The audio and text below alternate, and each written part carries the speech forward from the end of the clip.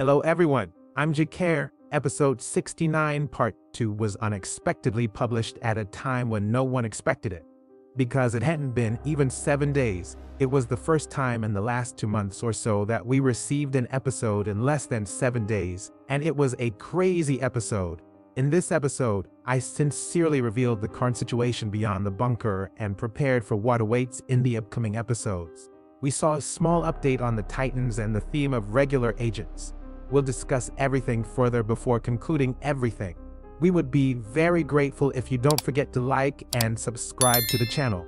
Considering the upcoming holidays, let's aim for 10,000 likes and 1,000 subscribers by 2024. So, episode 69 part 2 begins with the ending of episode 69 part 1. As they navigated through the long corridor, and I admit that they seem to be heading towards the back rooms, where they will encounter. The corridor ends with a yellow mist, though instead of going further from the invader's perspective, we leave it behind and move forward. The focus shifts to the view outside the bunker. Now everything is as usual, and the sound. This crazy TV host is saying something again. He constantly uses FW and claims. Finally, here, listen. It seems to be a big screen TV, never relaxing because it constantly drops the F-bomb, but one day it was like that. The reason he said that, finally, there can be 2 reasons. The arrival of reinforcements is one example. Because they could have foreseen for some time. Think about how much time has passed since the team entered the bunker, even though it's still night, and the sun has not yet risen. And what has passed in a few hours? The same reasoning is also confirmed by the detailed explanation in the video because DaFuq wrote, "Reinforcement has arrived." I think this mainly implies that everyone is still expecting reinforcements. At the moment, our alternative choice, their genuine understanding of where they should enter the building, and like a roadmap, which we are already familiar with. Fortunately, the operator is aware of where they need to go. And this, unless she was added to his tablet by the secret agent of the Alliance, gave him information that might be relevant in this situation. They anticipate their arrival in this corridor before they enter or extend their hand. It is quite possible that each of them will teleport into the bunker in a moment, but we will consider this issue at a later stage of the investigation.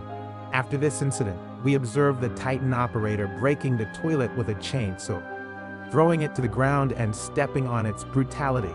Soon after, showing no signs of fatigue, even after all that struggle, demonstrates how resilient the Titans are, and they won't die until the most unbelievable, super powerful toilet ever appears.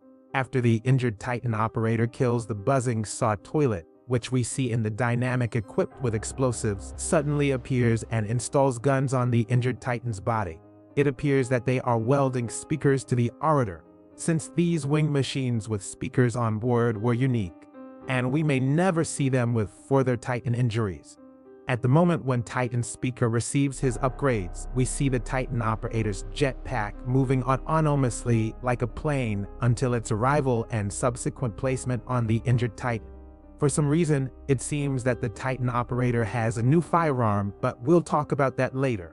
Immediately after the Titan is wounded, the upgraded operator receives his upgrades.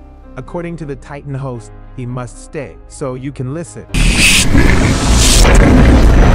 After this, he starts behaving erratically, transmitting energy through his beam.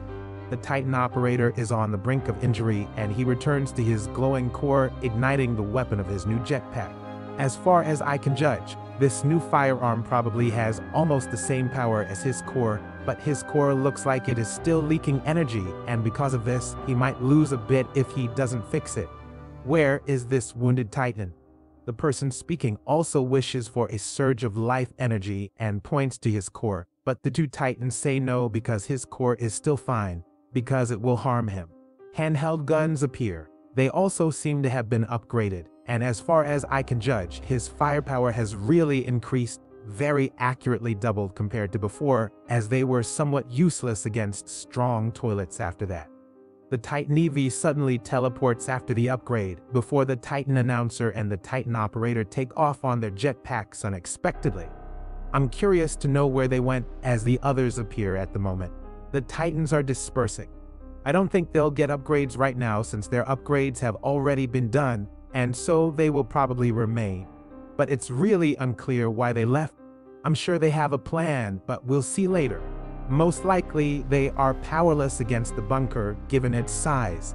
However, the main part of the plot and its development begins as soon as they leave because the videographer lowers his gaze, and what we see is reinforcements appearing, and oh my, there are many topics to discuss. We see drones with cameras representing the latest soldiers and destroying several toilets.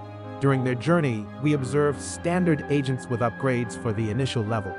Sometimes it seems like they're all okay now when we understand. Now the operators are equipped with protective lenses for their lenses. As it is well known, toilets have adapted a television system, and agents also have headphones to protect their speakers. Because agents now have weapons, there is also a new rifle. The operator sitting on the right owns a shotgun as an alternative to the stun gun. But that's not all, as recently he also has jetpacks. It seems that some operators also have toilet paper, which I assume are some kind of grenades. And this is just madness because it's advanced weaponry that is insanely held by huge operators in a good sense because he carries this big laser with him. This weapon resembles a compact adaptation of the injured operator.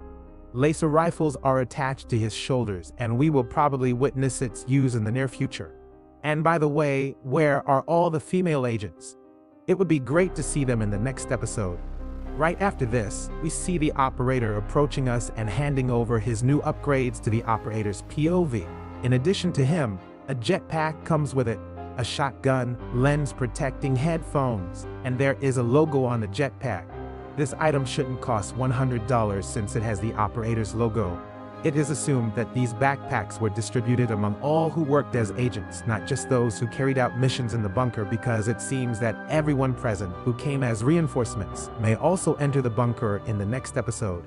It is quite likely that the bunker will need assistance. It is quite possible that the team entering the bunker will need help as they descend. But we don't know if they will enter through teleportation or the main gates, similar to how the host on the big screen effortlessly transported a large number of agents in episode 66. And I'm sure they are planning something too because it's an operation that requires everyone's participation. It really looks like it will happen in the next episode. And if the next episode is episode 70 instead of episode 69 part 3, which we will find out tomorrow, it might turn out to be the most pleasant episode to date. For the simple reason that every 10 episodes have a grand revelation, and grand like in episode 50 and episode 60 after the operator POV gets his new equipment and puts it on.